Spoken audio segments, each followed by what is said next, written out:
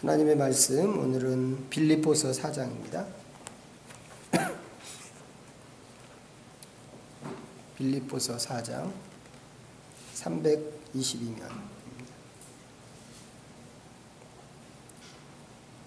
빌립보서 4장 6절과 7절 말씀, 다 같이 한 목소리로 읽어보겠습니다. 시작.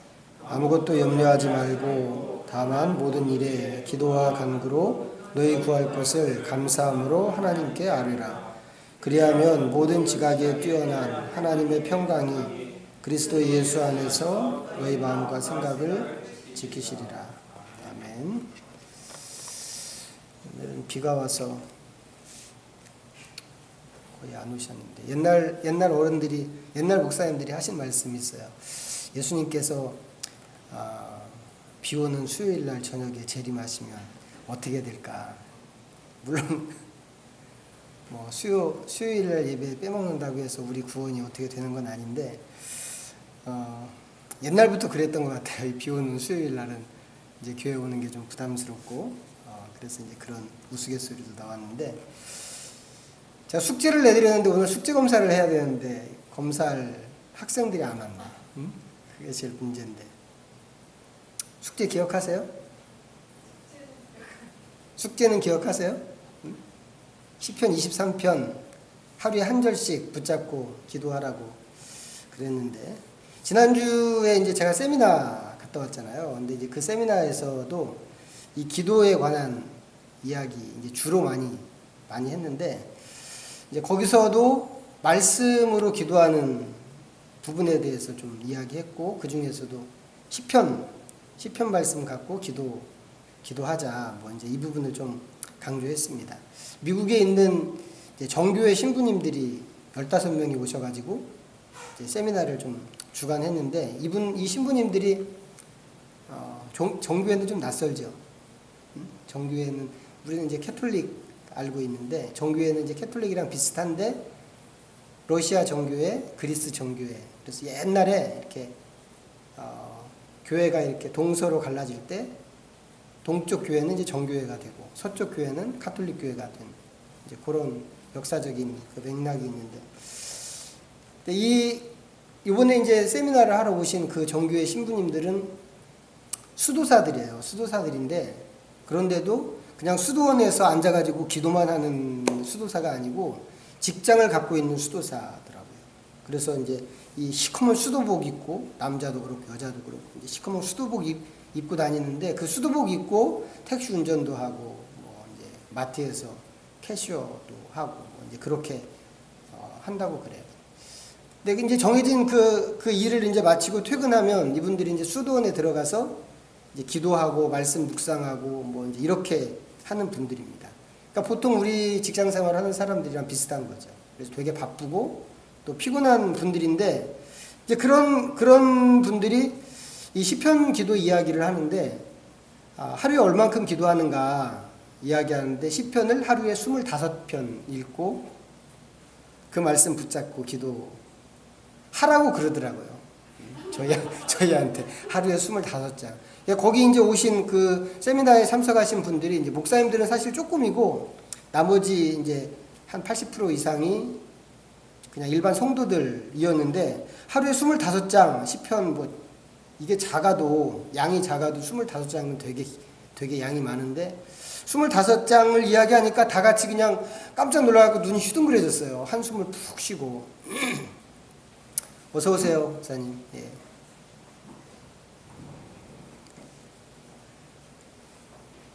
네, 어서 오십시오. 그래, 이분들이 이제 저희가 너무 놀라니까, 그러면 좀 깎아준다고 그러면서 깎아줬는데, 하루에 12장, 시편 12장을 읽고 기도하라고 그랬습니다. 그럼 더 이상은 깎아줄 수 없다고 그러더라고요. 이게 최소한이다. 근데 거기 그 세미나에서 이제 아주 오래전에 제가 같이 일하던 통합적 목사님하고 사모님을 만났습니다. 그래서 밥을 같이 이렇게 먹다가 이제 우리 얘기를 했어요. 우리가 지금 교회에서 말씀으로 기도하기, 이거 좀 이제 이야기 계속 하고 있고 강조하는데, 내가 여기 세미나 오면서 숙제를 내줬다. 시편 23편에서 하루에 한 절씩 읽고 그거 붙잡고 이제 한 절 가지고 매일매일 기도해라. 이제 이렇게 숙제를 내줬다고 했더니 옆에서 같이 밥 먹던 사람들이 다 하하하 이렇게 웃었습니다. 그러면서 저를 약간 비웃었죠. 그게 뭐냐고. 아니 여기 지금 세미나에 이 강사들이 하루에 25장 읽고 기도하라고 그러는데 겨우 한 절 갖고 얘기하면 이거 너무한 거 아니냐. 장난도 아니고. 이렇게 좀 약간 저를 비웃었는데 그래도 제가 기죽지 않았습니다. 왜 기죽지 않았는가 하면 우리가 지금은 이제 배우는 기간이고 연습하는 기간이기 때문에 그렇습니다. 우리가 이제 충분히 연습하고 좀 훈련하고 한다면 뭐 하루에 25장 읽고 기도하는 건 아니더라도 우리가 그래도 좀 넉넉하게 해낼 수 있지 않을까 하는 생각이 들었단 말이죠. 그렇지만 그렇게 하기 위해서는 연습해야죠. 연습하고 충분히 훈련해야 됩니다. 자, 우리 식구들 몇 명 안 왔는데 이거 꼭 오늘 무슨 동영상 찍으러 모임처럼 돼버렸는데 좋습니다. 자, 지난주에 했던 얘기 잠깐만 하겠습니다. 우리 권사님들 좀 이해해 주세요. 자, 지난주에 이제 우리가 무슨 얘기 했냐면 성경 말씀 한 절 읽고 그 한 절 말씀을 통해서 그거 붙잡고 무슨 기도할까 하는 것에 대해서 이제 지난번 시간에 좀 얘기했습니다. 그래서 꼭 이제 참고로 말씀드리면 이게 이제 성경 이렇게 말씀 기도한다고 하는 게 꼭 한 절일 필요는 없다고 생각해요. 그리고 하다 보면 한 절로는 기도가 안 되는 그런 경우도 훨씬 많습니다. 이제 그런데도 불구하고 이제 지난번 시간에 시편 23편 1절만 갖고 이야기한 것은 이제 이게 연습이기 때문에 이제 그렇게 한 것인데 좀 정리를 하면 자, 성경 읽고 무슨 기도 드리는가? 자, 제일 먼저 할 것은 감사하고 찬양하는 기도라고 그랬습니다. 그리고 연이어서 우리가 회개하는 기도 드리라고 그랬는데 이제 이런 기도 드릴 때 기본적으로는 뭐 제일 단순하게 성경에 써 있는 대로 그냥 기도하면 됩니다. 여호와는 나의 목자시니 내게 부족함이 없으리로다. 이게 시편 23편 1절이란 말이죠. 그러면 그거 붙잡고 나의 목자가 되시는 하나님 감사합니다. 나의 목자 되신 하나님을 찬양합니다. 이렇게 하면 되는 거예요. 이게 제일 기본입니다. 이제 그렇지만 우리가 기도할 게 그것만 있는 건 아니란 말이죠. 실제 내 삶을 이렇게 되돌아보면 실제로 감사할 것들이 있고 이런 부분은 하나님께서 정말 나를 도와주셔서 내가 이렇게 위기를 모면하고 어려움 가운데도 좀 숨통이 트이고 이랬구나 라고 하는 것을 발견할 수 있단 말이죠. 이제 그렇게 발견한다면 이제 그걸 가지고 구체적으로 진정성 있는 감사의 고백을 드릴 수 있습니다. 회개 기도도 마찬가지죠. 내가 목자이신 하나님 앞에서 잘 따라갔는지, 그 목자를 잘 따라갔는지 생각해 보고, 그렇지 않으면 아닌 것들이 생각나면 그런 부분들을 우리가 구체적으로 회개하고 용서해 주십시오라고 기도할 수 있다는 거죠. 그런가 하면 똑같은 말씀인데 같은 말씀이 어떤 때는 나에게 주시는 하나님의 약속으로 다가올 수 있다고 그랬습니다. 또 하나님이 그렇게 하실 때 그럼 나는 어떻게 해야 할 것인가 하는 것도 돌아볼 수 있다고 그랬단 말이죠. 그래서 나도 하나님께 무엇인가를 내가 이렇게 드리겠습니다 라고 주십시오 라고 하는 게 아니라 하나님 내가 이제부터는 목자이신 하나님을 쫓아가겠습니다 이렇게 기도하면 된다는 거죠. 결심하는 기도, 달라는 기도만 할 게 아니라. 근데 이게 또 다가 아니라고 그랬죠. 같은 기도지만 나만이 아니라 다른 사람을 위해서 기도할 수도 있고 공동체를 위해서도 기도할 수 있습니다. 그래서 나한테 적용한 것처럼 우리 가정을 생각하면서 적용할 수 있고 교회를 생각하면서 적용할 수 있고 더 넓게는 나라와 세상에 있는 열방들을 위해서도 그렇게 기도할 수 있습니다. 근데 이렇게 기도하려면 많이 생각해야 된다고 그랬습니다. 우리가 그냥 총을 쏘듯이 그냥 따따따따 이렇게 기도하는 게 아니고 많이 생각해야 되는데 많이 생각하면서 천천히 기도해도 상관없다고 그랬죠. 상관없는 이유는 이 기도라고 하는 것 자체가 하나님과 함께하는 대화이기 때문에 그렇습니다. 그래서 어떻게 보면 더 깊이 생각하고 또박또박 기도하는 것이 중요하고 또 기도의 핵심이 될 수 있다고 그랬습니다. 기도할 말이 생각이 안 날 때는 아무 말도 하지 않고 그냥 잠깐 멈춰도 된단 말이죠. 우리가 보통 사람들하고 이렇게 만나서 이야기할 때 대화가 잠깐 끊어지는 사이에 잠깐 쉼을 갖는 것처럼 하나님 앞에서도 그렇게 할 수 있는데, 그것까지 다 포함해서 하나님 앞에 머무는 시간 전체가 기도다라고 하는 것입니다. 그런데 이제 오늘 드릴 말씀은 이제 그렇게 기도할 때 우리가 조심해야 되는 것이 한 가지 있다고 하는 겁니다. 뭔가 하면 우리가 지금 하는 것이 기도지 성경 공부가 아니다라고 하는 거죠. 성경 공부는 어떻게 하나요? 우리가 지금 바이블 클래스 이제 계속 듣는 사람이 있을 텐데, 자, 책을 한 권, 성경에 있는 책을 한 권 이렇게 딱 잡는다고 한다면 이 책이 어떤 구조로 되어 있는가, 그것을 먼저 파악을 합니다. 창세기면 창세기가 어떤 구조로 되어 있는가.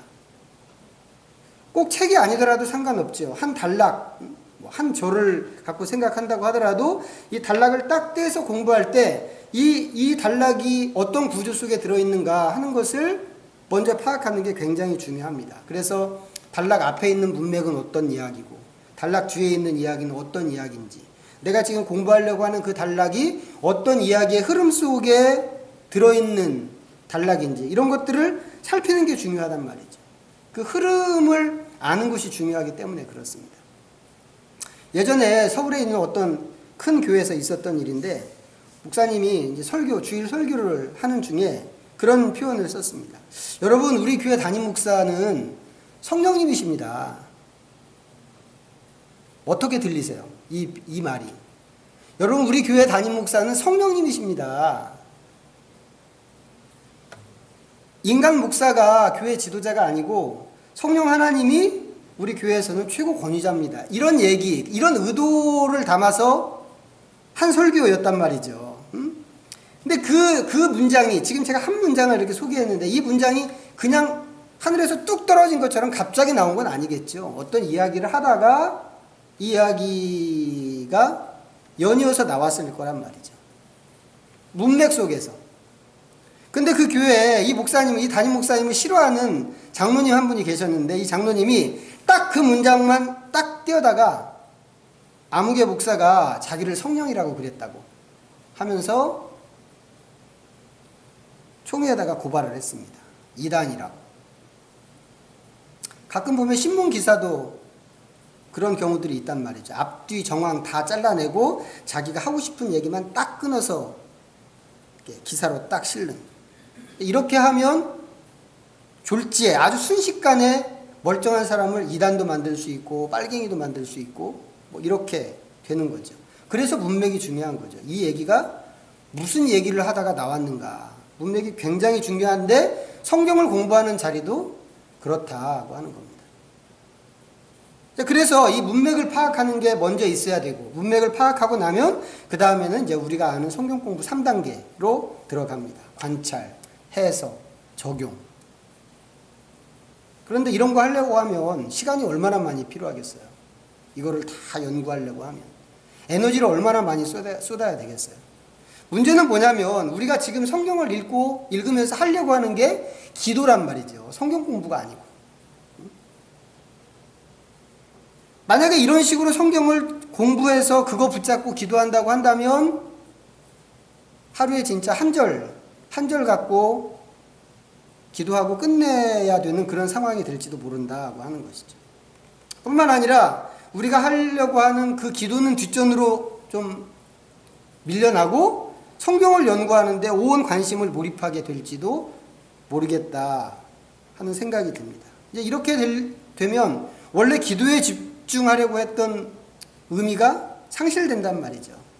그래서 성경을 공부할 때는 공부하고 기도할 때는 기도에만 전념해야 되는데, 자, 그 근거를 아까 시작할 때 읽었던 빌립보서 4장에서 좀 찾을 수 있지 않을까 생각하는 겁니다. 저희가 오늘 빌립보서 4장 6절을 읽었습니다.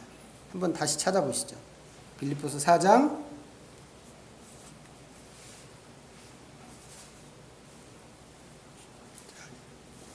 6절과 7절. 자, 다시 한번 다 같이 읽어보겠습니다. 시작. 아무것도 염려하지 말고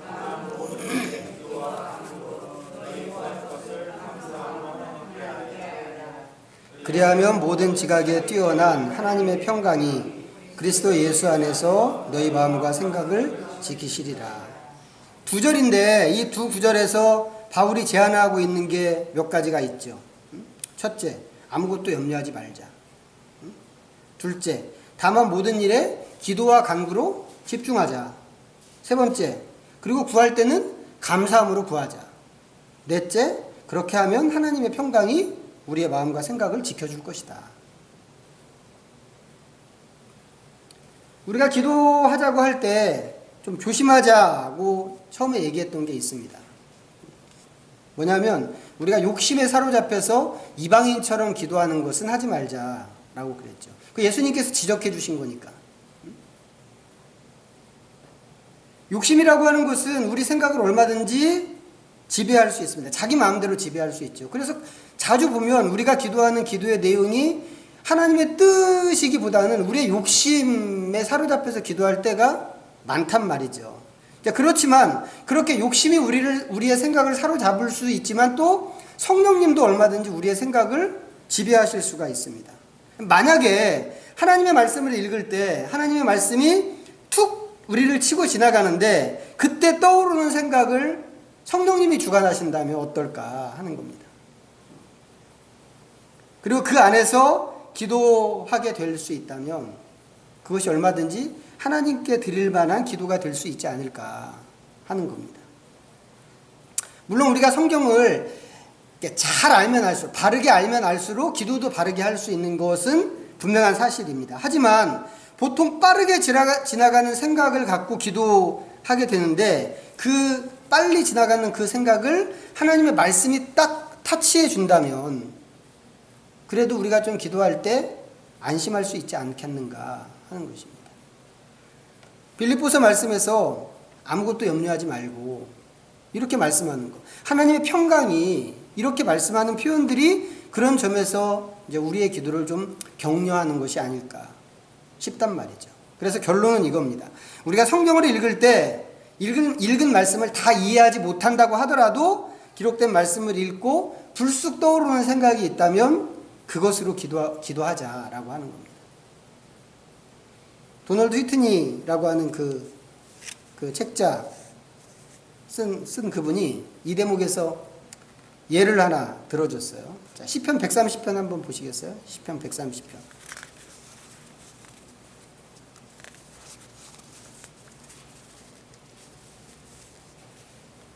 899면입니다. 130편 3절 같이 읽어보겠습니다. 3절만 시작.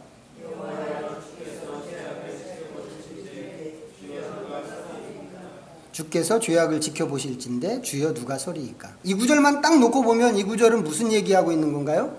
그 어떤 사람도 죄를 가지고는 하나님 앞에 설 수 없다. 이거 얘기하는 거죠.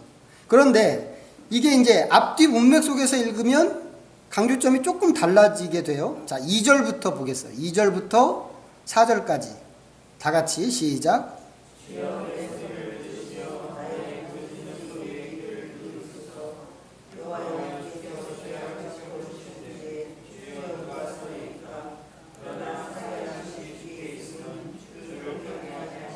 이렇게 얘기하면 이게 뭘 얘기하는 게 되나요?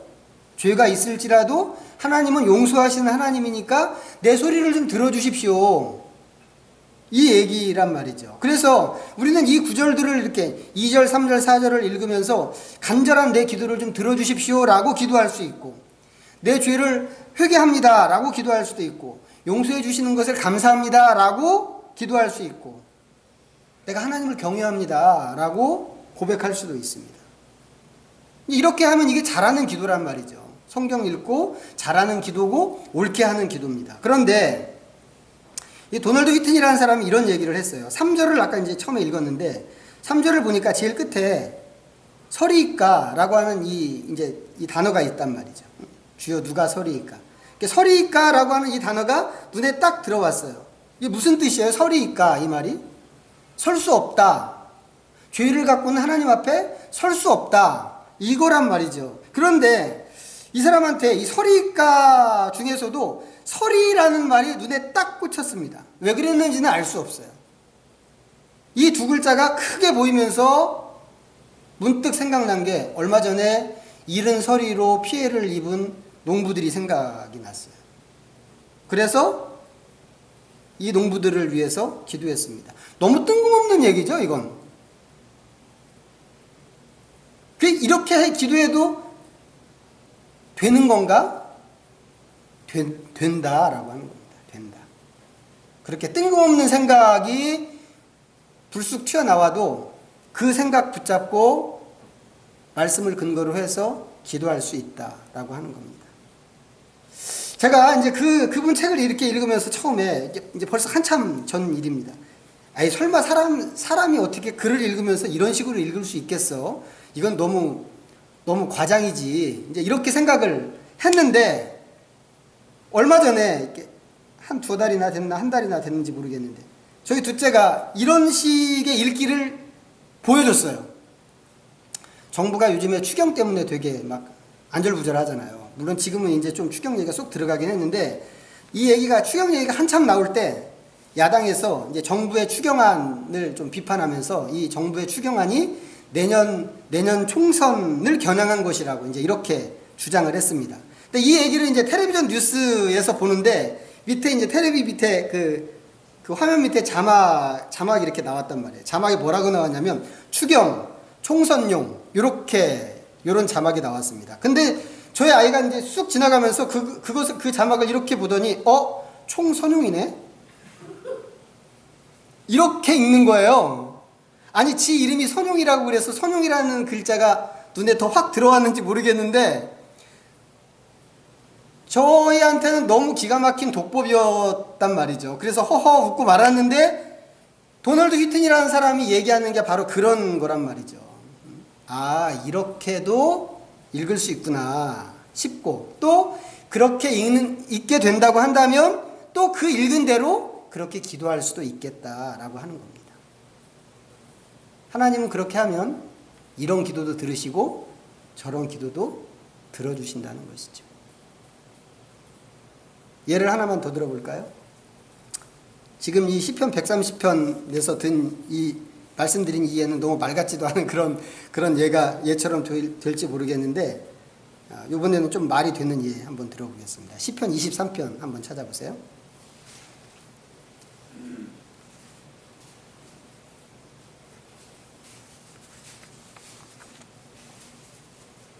시편 23편 3절입니다. 3절 한 절만 시작.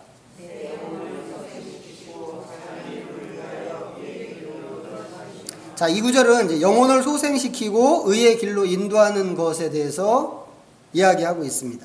이 구절을 딱 읽으면서 금방 생각날 수 있는 것 중에 하나가 뭐냐면 복음전도 같은 거 생각할 수 있습니다. 아니면 복음전도에 대한 반응 같은 것일 수 있습니다. 왜요? 사람의 마음이 불신 상태에서 믿음의 상태로 바뀌는 것이 영혼의 소생에 견줄 수 있는 그런 일이기 때문에 그렇단 말이죠. 어둠과 죄의 길을 걷던 사람이 의의 길로 돌아선다고 한다면 그것을 그 자체로 하나님께로 회심하고 구원을 얻는 일에 해당하는 거란 말이죠. 그래서 어떤 목사님이 이 말씀을 갖고 설교를 하는데 자, 여러분 하나님께서는 믿음 없는 불신자도 이렇게 영혼을 소생시키셔서 구원으로 인도하시는 그런 분이십니다 라고 설교를 했다고 한번 생각을 해보세요.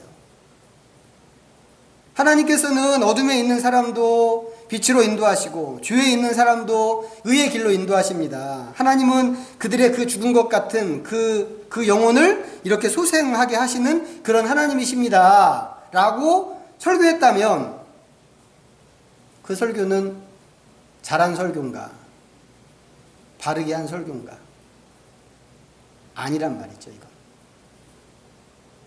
그렇게 하는 설교는 바르지 않은 설교일 뿐만 아니라 말씀을 크게 왜곡한 그런 설교입니다. 왜요? 시편 23편은 그런 뜻으로 주어진 말씀이 아니거든요. 복음에 대한 어떤 반응, 하나님의 구원, 영혼 구원 이런 거 위해서 주신 말씀이 아니란 말이죠. 물론 하나님은 그런 하나님이신 게 분명해요. 하나님은 불신자도 구원하시고 그들의 영혼을 소생하게 하시는 그런 분이신 것은 분명하죠. 그렇지만 시편 23편 3절은 그런 얘기를 하는 구절이 아니다라고 하는 겁니다. 그렇기 때문에 설교자가 그런 식으로 설교하는 것은 엉터리다 이거죠. 그런데 이 말씀으로 기도할 때는 그렇게 기도할 수 있다라고 하는 겁니다. 말씀으로 기도할 때 이 기도가 나를 위한 기도일 수도 있지만 다른 사람을 위한 기도도 될 수 있다고 그랬단 말이에요. 그래서 지금 읽은 이 구절을 이렇게 읽다가 내 영혼을 소생시키시고 자기 이름을 위하여 의의 길로 인도하시는구나. 인도하시는 도다. 이렇게 읽는데 생각할 수 있는 거죠. 아, 하나님께서 내 영혼을 소생시키신 하나님이시지. 그러면서 문득 믿지 않는 우리 아이들이 생각이 나거나 믿지 않는 남편이 생각나거나 이렇게 될 수 있다는 거죠. 그러면 소망이 생기지 않겠습니까? 소원이? 아, 하나님께서 내 영혼을 이렇게 소생시키신 것처럼 믿지 않는 우리 남편의 영혼도 좀 소생시켜 주시면 얼마나 좋을까? 그런 생각이 들면 그거 붙잡고 기도할 수 있단 말이죠. 하나님 나를 도우신 것처럼 우리 식구들도 좀 이렇게 소생시켜 주십시오. 그 사람 어둠 가운데 있는 우리 식구들 의의 길로 인도해 주십시오. 얼마든지 기도할 수 있다고 하는 것입니다. 우리가 이렇게 기도할 수 있는 이유는 뭐냐면 마음에 무엇인가가 떠오른다고 할 때 그 근거를 다른 데서 찾지 않고 말씀에서 찾는 것이기 때문에 그렇게 할 수 있는 것입니다. 이제 그 정도로 우리가 말씀과 함께 우리 생각까지 하나님께 맡기고 하나님의 말씀에서 근거를 찾을 수 있게 된다고 하는 겁니다. 이런 얘기를 이렇게 길게 하는 이유가 뭔지 혹시 아세요? 이 얘기를 말씀으로 기도하는 것이 그 정도로 쉽다고 하는 겁니다. 누구든지 할 수 있는 남녀노소, 배운 사람이든지 못 배운 사람이든지 누구든지 할 수 있는 그런 기도가 말씀으로 기도하는 것이다 이거죠. 우리가 이 새로운 기도를 이야기할 때 전제가 있었습니다. 자, 전제 다시 한번 좀 찾아보고 싶은데 로마서 8장 26절입니다. 찾아보세요. 로마서 8장 26절.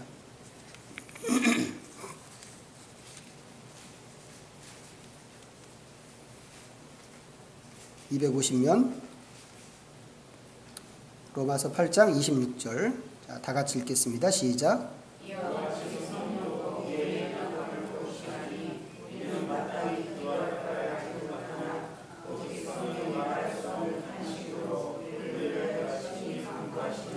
기도에 대해서 얘기할 때 가장 밑바닥에 깔려있는 전제가 뭐냐면 우리는 기도할 줄 모른다 이겁니다. 우리는 마땅히 기도할 바를 알지 못하나. 아니 우리가 오래전부터 기도했고 기도해왔고 지금도 기도하고 기도를 중요하게 생각하는데 성경은 우리한테 이야기하기를 우리는 기도할 줄 모른다 이렇게 이야기한단 말이죠. 우리가 이거 인정해야 됩니다. 왜 그런가 하면 예수님의 말씀에 의하면 우리가 기도라고 하는 것의 대부분이 이방인의 기도이기 때문에 그렇단 말이죠. 예수님 말씀하실 때 하나님의 나라와 의를 위해서 기도하라고 이렇게 말씀하셨는데 우리는 하나님의 뜻을 따라서 기도하기보다는 거의가 자기 자신의 욕심을 따라서 기도하는데 훨씬 익숙해 있는 사람들이라 이거죠. 그래서 다른 것으로 기도하지 말고 하나님 말씀 붙잡고 기도해보자 라고 그랬습니다. 여기에는 이제 두 가지 신뢰에 대한 두 가지 기반이 있는데 하나는 하나님 말씀이고 또 하나는 성령 하나님에 관한 것입니다. 말씀으로 기도한다고 하는 것은 성경 말씀이 하나님의 뜻이다 라고 하는 사실을 믿는 거란 말이죠. 여기 하나님의 뜻을 여기다 기록해 주신 거잖아요. 이 우리가 신뢰하고 말씀 기도하는 겁니다. 또 한 가지는 성령께서 우리의 기도를 도우신다고 하는 사실을 신뢰하는 겁니다. 아까 읽었던 로마서 8장 26절에 있는 것처럼 오직 성령이 말할 수 없는 탄식으로 우리를 위하여 친히 간구하십니다. 이게 우리가 갖고 있는 기본적인 확신이란 말이죠. 하나님 말씀에 대한 확신, 성령 하나님에 대한 확신. 그래서 우리가 말씀으로 기도하게 되면 자기 힘으로 기도하는 것보다 그런 때보다 훨씬 더 깊이 기도할 수 있고 오래 기도할 수 있다고 하는 겁니다. 하나님의 뜻대로 기도하는 것은 뭐 당연한 것이고. 우리가 욕심으로 기도하지 않는다고 하더라도 그냥 기도하는 것보다 말씀에 기대서 기도하는 게 훨씬 안전합니다. 자, 아주 오래전에 좀 이제 그런 생각을 한 적이 있는데, 미국의 부시 대통령 있잖아요. 아버지도 대통령, 부시 대통령, 아들도 부시 대통령이었는데, 아버지가 죽고 이제 아들이 얼마 전에 우리나라에 왔었잖아요. 근데 이 부자 대통령이 똑같이 전쟁을 일으킨 대통령입니다. 아버지도 이라크 전쟁을 일으켰는데 아들 대통령도 또 똑같은 전쟁을 일으켰습니다. 그때 전쟁을 일으킨 명분이 뭐였는지 혹시 기억하세요? 이라크 사람들이 사담 후세인을 중심으로 대량 살상 무기를 만든다고 하는 그것이었습니다. 이제 이 무기가 이제 세계 국가에 나쁜 영향을 좀 줄 수 있고, 이제 그런 면에서 위험한 요소니까 그렇게 되기 전에 이 무기를 찾아서 없애야 된다라고 하는 게 전쟁을 일으킨 명분이었습니다. 그리고 이 전쟁으로 많이 죽었죠. 참전한 미군 병사들도 죽은 사람이 많았는데, 이라크 병사들은 더 많이 죽었고, 무엇보다도 민간인이 엄청나게 죽었습니다. 그런데 그렇게 많이 죽이고 세월이 지나간 다음에 한 얘기가 뭐였어요? 이라크에 살상무기 없다, 이거였습니다. 부시의 전쟁이 그런 전쟁이었단 말이죠.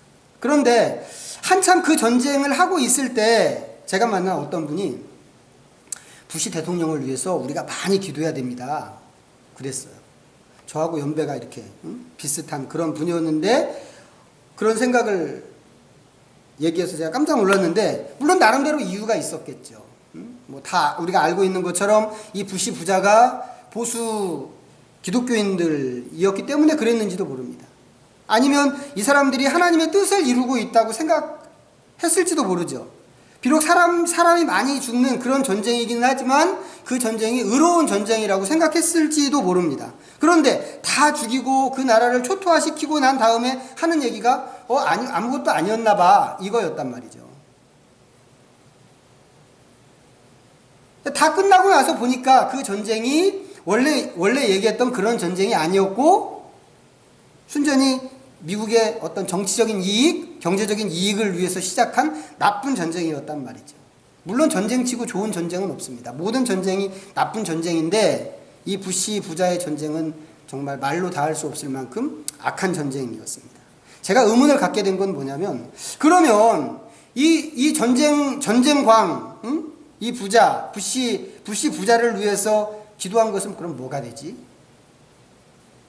이겁니다. 의도가 어찌 됐든 간에 저한테 기도해야 된다고, 부시를 위해서 기도해야 된다고 얘기했던 그 사람은 분명히 기도했을 텐데, 이 기도가 그러면 이 부시의 악한 전쟁에 동조하거나 내지는 기여한 것이 아니었는가 하는 생각이 들었단 말이죠. 근데 이렇게 되면 이거 너무 이상한 얘기가 된단 말이죠. 우리는 순수한 마음으로 기도하는 건데, 그 기도가 얼마든지 하나님 뜻에 반하는 일이 될 수 있고, 하나님 뜻에 역행할 수 있고, 하나님 뜻에 반대되는 그런 일에 사용될 수 있다고 하는 겁니다. 악한 일에도. 이런 일이 왜 생길까 하는 겁니다. 지금도 저한테 종종 가짜 뉴스 전해주시는 분이 계세요. 너무 뻔한 얘기고, 또 어떻게 보면 이제 어떤 게 진실인가 하는 게 이제 다 드러난 일인데도 이분은 절대 그거 믿지 않습니다. 그냥 딱 당신이 믿고 싶은 것만 믿는 이제 그런 분이세요. 그리고는 어디서 그런 소식을 구했는지 모르겠는데, 긴급, 위급 이런 그 제목 붙여가지고 끊임없이 저한테 이 카톡 메시지를 보내주십니다. 그분은 그거 보내주기만 하는 게 아니겠죠. 나름대로 당신이 믿는 것을 위해서 기도도 할 겁니다. 그런데 그 믿는다고 하는 게 진실이 아닌 경우가 너무 많다는 거예요.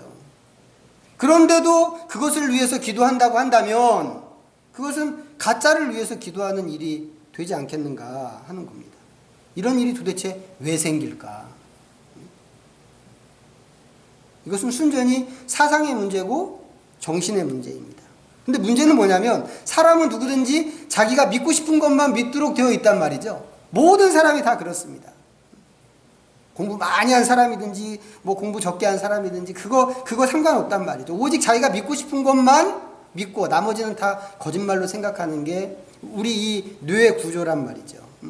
아무리 다른 것을 이야기해줘도 소용이 없습니다. 물론 나쁜 의도는 아니죠. 나쁜 의도는 아니지만 그런 왜곡된 믿음을 갖고 기도한단 말이죠. 거짓을 위해서.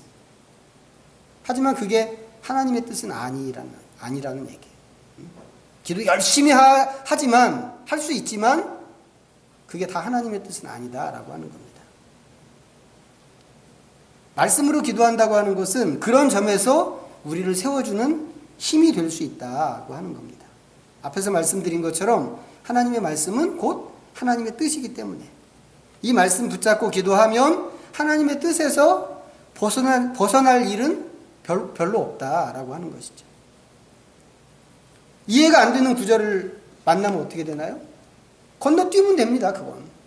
그건 지나가고 다음 구절로 가서 기도하면 된단 말이죠. 잘 모르는 부분이 있어도 크게 걱정할 일이 아니죠. 생각나는 게 없으면 그냥 건너가면 되는 겁니다. 또 어떤 경우는 많이 생각나는 그런 생각을 깊이 해야 되는 그런 구절도 있겠죠. 막 생각이 너무 넘쳐 흐르는 그런 구절도 있습니다. 그렇다면 그런 구절 앞에서 몇 시간이든지 머물러 있으면 그걸로 되는 거란 말이죠. 그리고 기도할 시간이 별로 없어도 말씀 기도는 상관이 없습니다. 왜요? 말씀 붙잡고 시간 되는 대로 기도하고 시간이 다 됐으면 그걸로 또 멈추면 되는 일이기 때문에 그렇단 말이죠. 제가 서울에 갈 때는 이제 지하철, 가능하면 지하철 이용하고 뭐 이렇게 하는데 지하철이나 버스를 타는 게 이런 게 좋은 것 같아요.